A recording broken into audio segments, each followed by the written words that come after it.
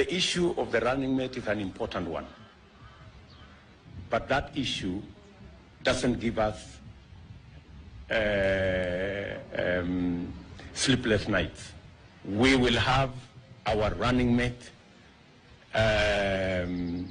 forwarded to the IEBC before the deadline.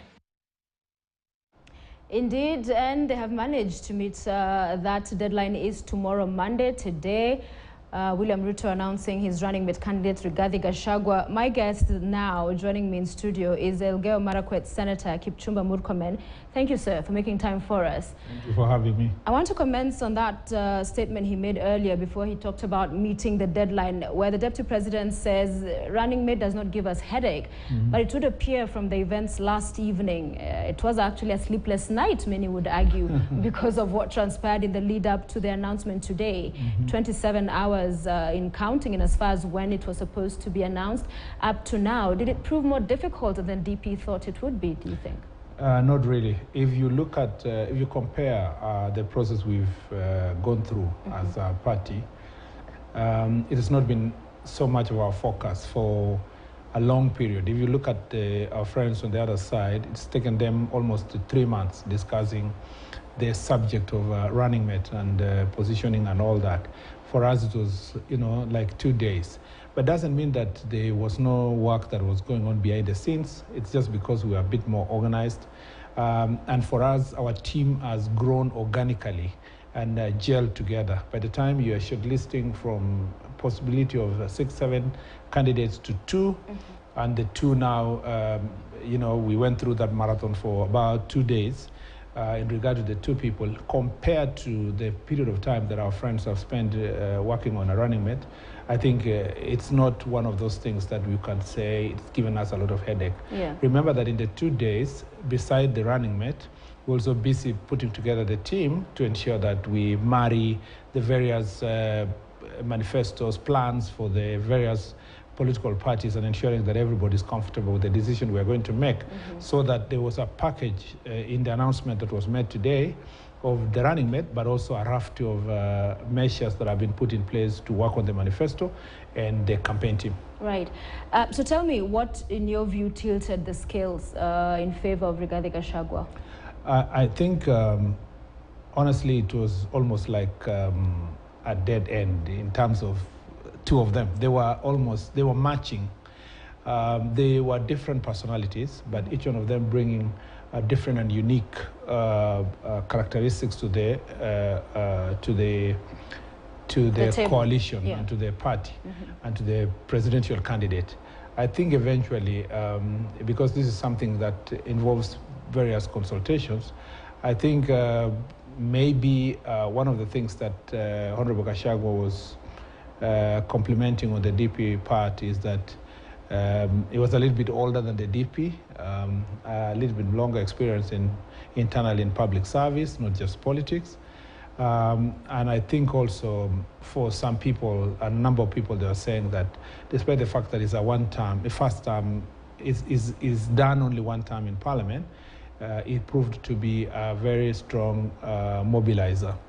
And in this bottom-up economic model, I think he had a little bit of an advantage because he was there at the beginning and took greater interest in this marketing and working on the economic model. So I think some of the things that would have tilted the balance. But I can tell you from here that Professor Kindiki was also bringing very different and very important benefits to the party and the coalition. The question of also experience at a high political level, but most importantly, that he was complementing the DP on the question of being less diplomatic, and the issue of also his experience on matters to do with the legal side. And one of the things we are struggling with is to deal with legal reform, law reform, and independence of institutions. So I think he had also his own advantages. At the end, the difference between Kindiki and Rigathi Gachagua could have been a 0.009 point. And yet, any of them would have been a better running mate. Yeah, yet at the end of the day, it doesn't matter. A decision has been made, and Rigathi Gachagua will be the running mate. So to the point that last evening, you know, there were quite a number of leaders there, and it ended up coming down to a vote. And that, in fact, Kithure Kindiki won that vote by a huge margin. I think it was 24 votes, and Rigathi Gachagua garnering about 5 votes. There have been polls done in the media, public spaces, again, that have favored Kithure Kindiki. Even internally, I understand, the polls we have seen you have conducted again, so Kithure Kindiki emerge a clear lead and preferred candidate to deputize William Ruto. So how do you reconcile that there was all of this speaking to a preference and a suitability of Kithure Kindiki, only in the end to end up with a different decision? First of all, the polls, the results of the polls that you're saying, first of all, the vote that was taken. Yes. It's not true that it was 24 versus 4. The figures I have is that Kindiki was slightly ahead, but Gachagua was not very far behind. Remember that. I even have the names of who voted. No, that's Okay. propaganda. Unless you're saying I was there myself. Who did you vote for? The numbers. No, I didn't vote. I didn't manage to vote. Why? But for the people, I didn't want to take a vote because both of them are my friends. I think for the people who took the vote and managed to do so, it was not that figure. That's not true. And though that's the internal one. The ones we have also all seen. Those are polls, but in terms of vote, it wasn't true that that's the gap, and it was not meant for public consumption. But it is true that Kindiki had about 5 or 6 more votes than Gachagua. But it was part of the indicative of the strength of Professor Kindiki as a person who was able to bring these other leaders together. Remember that Professor Kindiki has been majority leader. He understands how to work together with various members of parliament, and his interpersonal skills could have given him an edge, but it was not so much as to worry anybody. Even if you look at the opinion polls, both internal and external, that have been done by ourselves and the ones that have been done by other institutions that have helped us to look at the figures, the difference was 1 or 2 percentage points. In the end, a decision, when you're making a political decision, we have had situations in the past where even though your candidate has better polling in terms of opinion polls, the other factors combined makes the candidate stronger. So that did not worry us, but it contributed. It contributed to why Gachagua was decided. By the way, in some of the polls, neither Gachagua nor, there were even some of the polls that showed somebody else. And I can say it here, Honorable Anne Waiguru was also stronger than both of them. And in the end, when you did a sum total of various factors that were being considered, she didn't manage to become the candidate. So we went through all those processes. And this is not the first time we do polls. We do polls all the time. And depending on the season, you do the polls, the factors that have been that have influenced that poll, you make that decision not just based on the polls. And I'm surprised you said the vote yesterday was not as wide as I described, because we have spoken to quite a number of the members there, and that was the thing. They spoke about, you know, even what made it a protracted process, because for them it was clear. And in fact, the case, we had the Deputy President today talk about Rigathi, describing him as an astute debater, mobilizer, resilient, strong resolve, and all of that. But leaders from especially Mount Kenya region, who are part of Kenya Kwanza and UDA now, were saying some of the issues they had with Rigathi is that he's quite abrasive. He has poor people skills. He's got all of this baggage. You have his cases, corruption that he's facing. And so to be able to reconcile, and for some of them it was feeling of this then was a farce. Why were we being taken through this? If in the end, the DP already knew who he wanted. No, first of all, with certainty and with finality, it wasn't 4 and it wasn't 24. It was what? No, it wasn't. The gap was about 6 votes. Okay. And you know, about 31 people voted, 14 for Gachagua, 17 for Kindiki, or thereabout. It wasn't a vote to be public, but now that it's being discussed in public, the difference was not that big. Okay. And we are saying this with finality because we were part and parcel of the process. Number 2 is that if you look at the if you look at the accusations against Gachagua, it's a product of the circumstance that he's facing. The abrasiveness of Gachagua is in defense of the circumstances that he has faced as a person, but also as a team of a country. There has been a major and massive onslaught on our team, from the deputy president to Gachagua to myself to even Kindiki, who was humiliated in the Senate for like 2-3 hours, and a vote was taken. All of us have had to react, and in the process of reacting to that problem, to the question of voters, particularly for Mount Kenya, that felt that they were being targeted in terms of they were being left out in terms of, and targeted in terms of businesses, and business people from their region being charged and punished for what they stand for. As a result, we were in war. We were continuously in war for about 4 years. It may not be war of guns and bullets and all that, but we were in a political war for 4 years.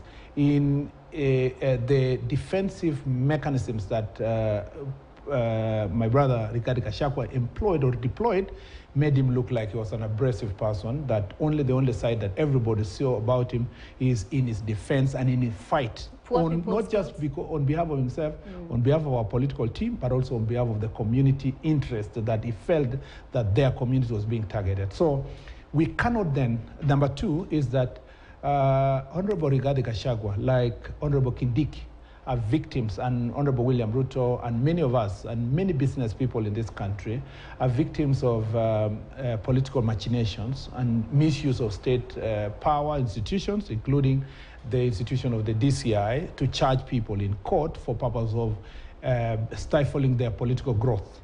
Honorable Gachagua, as a matter of fact, and I can tell the country here, was charged under direct instructions of his former boss, President Uhuru Kenyatta. We all know he has been a personal assistant of President Uhuru Kenyatta, who called specific people to make sure that he's been charged. Yeah, but that's an allegation we cannot, in this point. Can I complete what I'm saying? Yes. Because I am willing to face President Uhuru Kenyatta, and I want you to ask him when you meet him next time, because he didn't just call for for Rigathi Gachagua.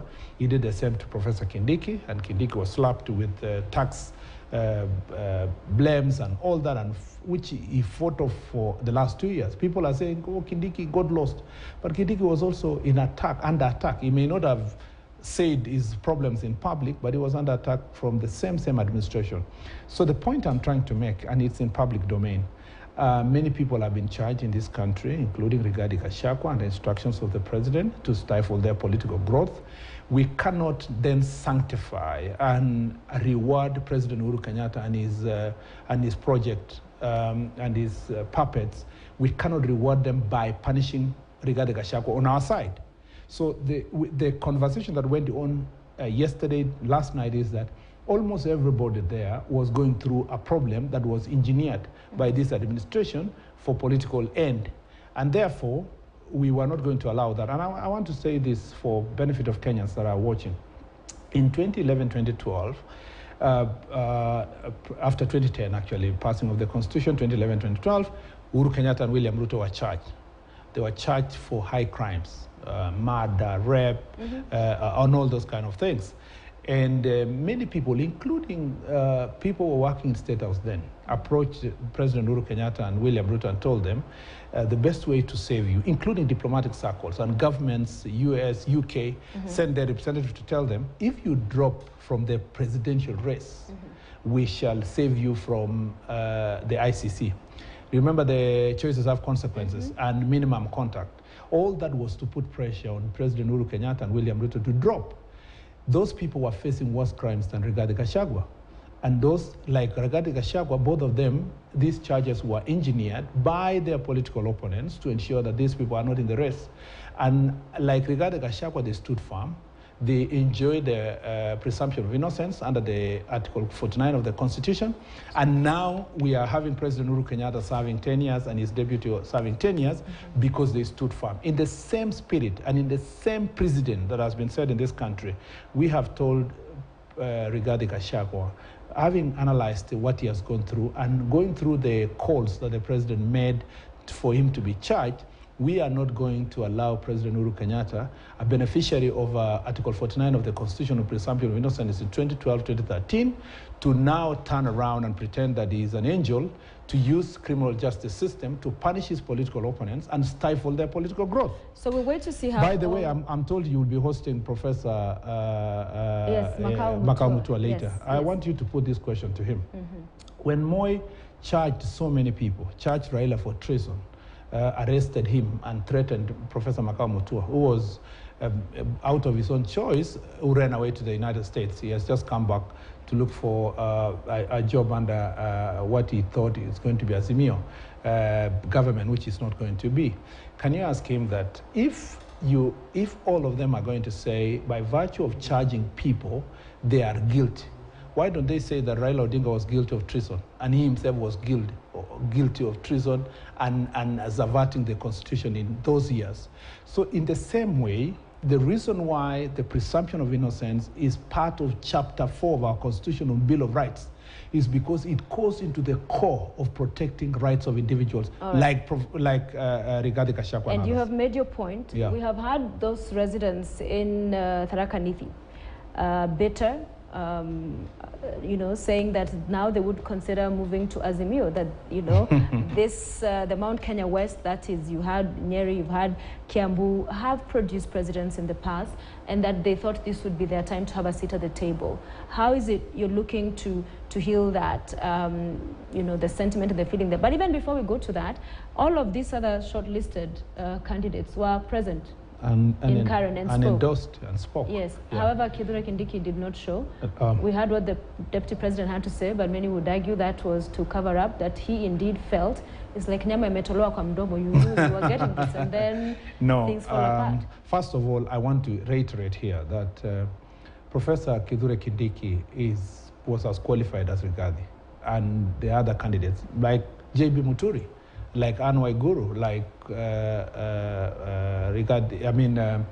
Alice Wahome, like the case was with my brother and friend, Ndindi Nyoro. All those people were qualified for that position. Like Musalia Mudavadi was qualified, like Wetangula was qualified. But all he didn't these show people, up today, which speaks to... let me just say that all of them would have been the deputy president. When all of them were shortlisted by the deputy president in a behind-the-scenes process, and eventually he himself also working with the team behind the scenes, ended up shortlisting Professor Kindiki and Rigathi. I think it was a great honor that Professor Kithure Kindiki made to the last two people in this process. And I want Kenyans and the people of Tharaka Nithi and across the country, we have insisted as Kenya Kwanza that we are a democratic political coalition, and that when the elections are over, we will accept the results of the elections. And in an election, there can be a winner or a loser. I believe, because Professor Kindiki, just apart from being my former teacher, has been my friend and my predecessor as a majority leader, I believe that tomorrow he will shock all of you. Like he has said and issued in his social media that he's going to make a statement tomorrow. I think all of us handle this kind of processes differently. And for him, he didn't want to appear with disappointment in public. I believe that tomorrow he will address the nation, he will make his point known, and it will rest that case. I want also Kenyans and the people of Tharaka Nithi and the entire country to know that the fact that Professor Kithure Kindiki made to that level, it means in the pecking order, Professor Kithure Kindiki ranks extremely high in the government, in the political formation of Kenya Kwanza. And if we form government, and as by God's grace we are going to form government this year, Professor Kithure Kindiki will play a critical role in running our nation going forward. The last thing I'd like to say is that we need to borrow a good lessons from the parents of Professor Kithure Kindiki. You saw his father and mother, aged as they may be, very calm, very sober, and they say that our son has missed the deputy president, and we believe that he's going to play a critical role in Kenya Kwanza government. It is that kind of spirit, it's that kind of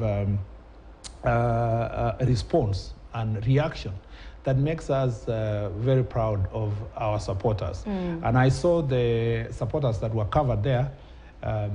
You know, people are really forcing them to make those statements. But who was forcing them? I'm just saying this, that No, we are forcing the people of Tharaka Nithi to look like it was that small section of disappointed supporters in Kadwana, as I saw, because I've been in many places of Tharaka Nithi, thanks to my friendship with Professor Kithure Kindiki.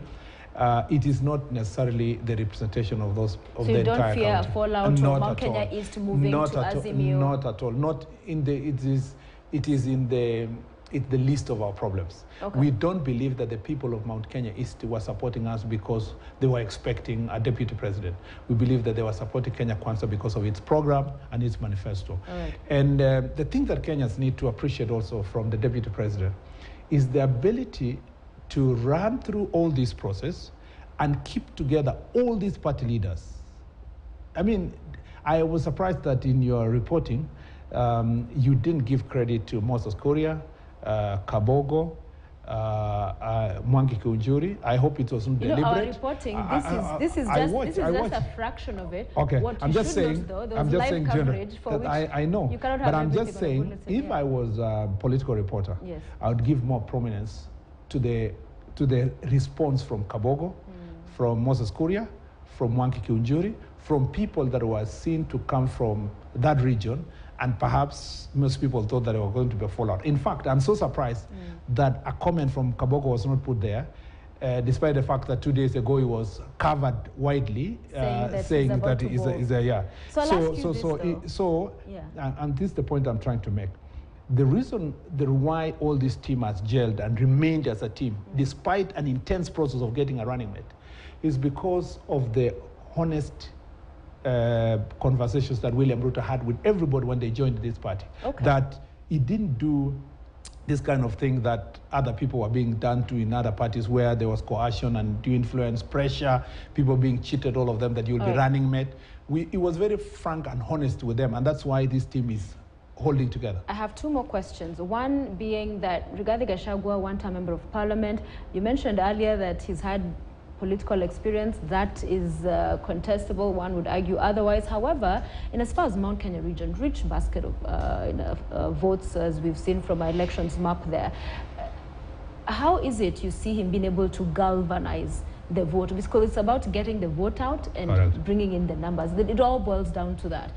You know, he does, in terms of a kingpin, there's no presidential candidate for Kenya this time around, so it's all toss-up. It's up in the air. It's a battleground. So does he have it in him really to pull the vote in Mount Kenya? First of all, I hasten to say that if you compare to President Obama, for example, a first-term senator who became the president of the United States, if you compare with President Uhuru Kenyatta, who only after 13 years became our president and served only 2 terms as an MP and went straight to the presidency. If you compare to many, Sarah Palin, for example, who became the running mate for president at that point in time, John McCain. Okay. And all this, if you look at all these running mates globally, people give opportunity to upcoming politicians to run to the position of running mate.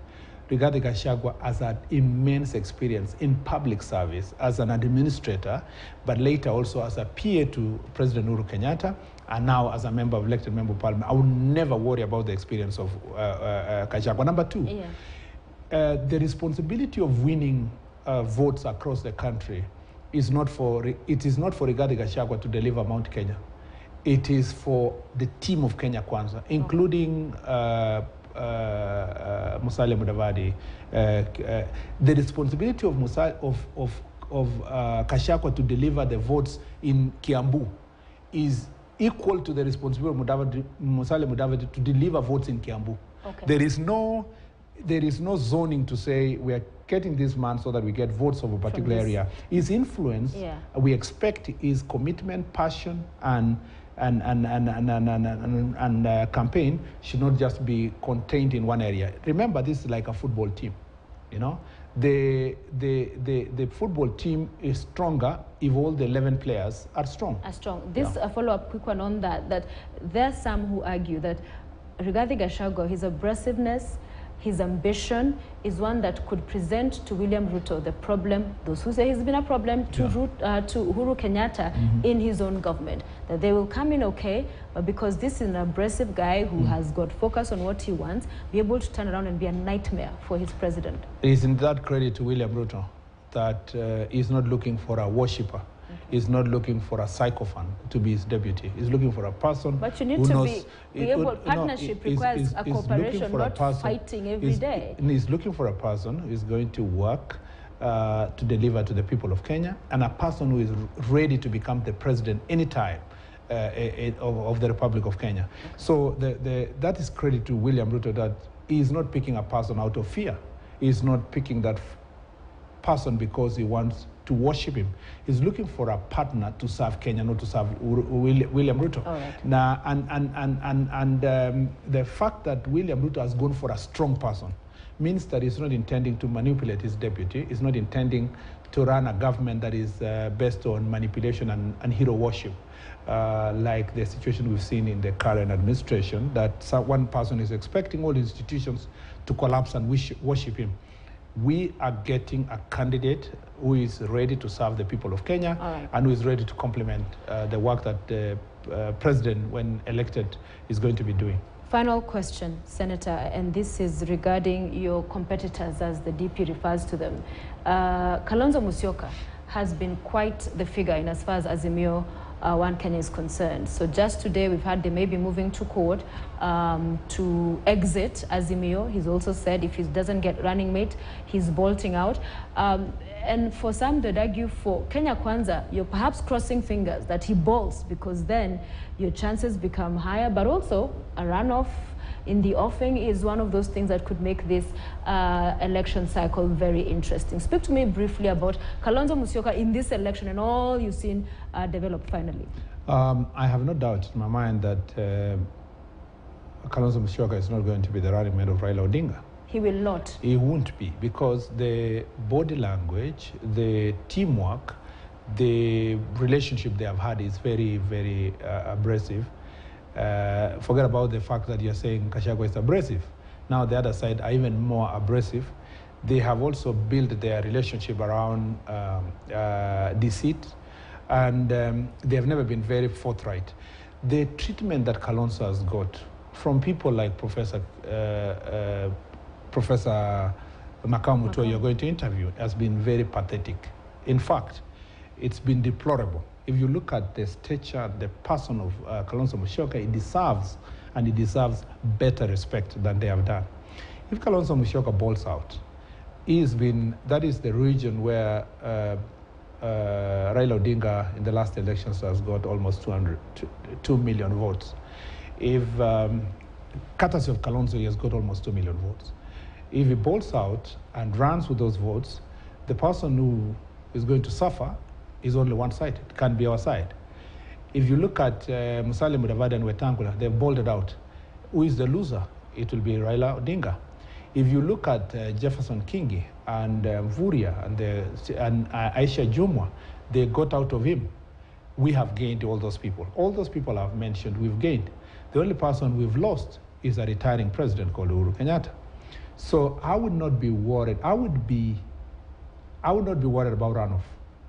I would definitely say that if Kalonzo balls out, he's going to make Raila Odinga more miserable. And he's going to create even more migration from Azimio to us. You can see the migration that has happened in the last few weeks. And I can tell you, even before the next election, we are going to have even greater migration, because these people are there under duress. And as the relevance of the outgoing president is waning, and that becomes lame duck, we will have more and more and more politicians joining the Kenya Kwanza. Okay. And I have no doubt in my mind that if Kalonzo runs independently, is going to be of great benefit to Kenya Kwanza. But if possible, and I wanted to tell, I want to say, use this show to say this, for the best interest of our country, and to end the politics of conmanship, and to bring honor to the political circle and respect, and to ensure that the politics of Madarao is over, I would urge His Excellency Stephen Kalonzo Musyoka to take this opportunity, not to run as an independent person, but to make a decision to join Kenya Kwanza.